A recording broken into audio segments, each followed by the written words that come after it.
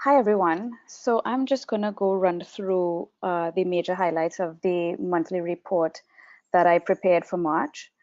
And so I'm just going to highlight the most important points that I think you should be aware of. In the first place, I would like to talk about Bahamas and the fact that they've seen some pretty strong growth in their tourism. For example, they had a 16.6% year-on-year expansion in air arrivals in 2018, which brought room revenues up 34%. And they also had an increase in their average daily room rate and the number of room nights sold. Moving on quickly to Barbados, the Prime Minister and the Minister of Finance, the Honorable Mia Mottley, last week gave her 5.5-hour marathon budget that highlighted many reforms and adjustments in keeping with the IMF and Barbados government BIRT program. One of the most important things that she announced was the fact that the government plans to relax foreign exchange controls. Now, one of the things that was highlighted in the budget is higher tax rates on the tourism sector. And though Barbados saw growth in their tourism numbers last year, it's actually the lowest pace of growth that they saw in the past 4 years. And so I'm concerned that this might cause some dampening in the demand for tourism in Barbados. Moving on to Cayman Islands, the country grew by 3.6% for the first 9 months of 2018, which is a pretty quick growth rate.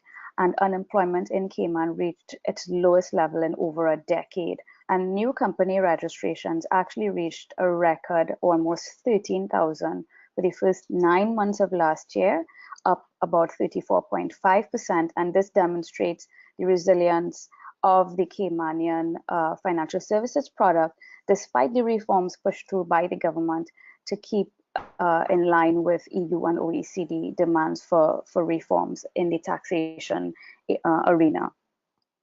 Moving on to the Dominican Republic. Interestingly, the Moody's Sovereign Credit Rating Agency affirmed their Ba3 rating for Dominican Republic with a stable outlook. Economic data is going in the right direction in the Dominican Republic. I quite expected them to get an upgrade, but they have a stable outlook on this rating. With respect to Guyana, the High Court ruled that the majority was not achieved, sufficient majority was not achieved for the vote of no confidence to be upheld, which the opposition leader says he will appeal to the CCJ. So we're still not entirely sure what the political situation is going to look like in Guyana in the coming months. In Jamaica, interestingly, the IMF allowed Jamaica to reduce its primary fiscal surplus target from 6.5% of GDP, from 7% of GDP, sorry, to 6.5% of GDP, mainly because they've been adhering, if not exceeding, their primary fiscal target for quite some time. And so more spending will be able to be devoted to social programs as well as development and infrastructure spending. In Suriname, Moody's has opined that despite the recent resignation of the governor of the central bank, they expect that the fiscal stance will not change. And they also expect that the central bank's financing of part of the government's fiscal deficit will also continue.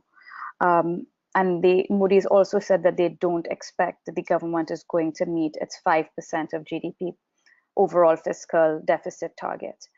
And finally, in Trinidad and Tobago, reserves fell by 7.4% to about $7.5 billion in February of this year, which is down by over $4 billion since the peak at the end of 2014. And so Trinidad continues to lose foreign reserves at a pace of close to $1 billion a year. Coming out of the EU's recent blacklist, it's interesting that that report actually highlighted the fact that Trinidad and Tobago, which is on the EU blacklist, also is the only country listed by the OECD in the world as being non-compliant with its tax policy. And that's a wrap from me in your overview of my monthly report. Looking forward to seeing your comments and feedback in the Twitter and LinkedIn below. Thank you.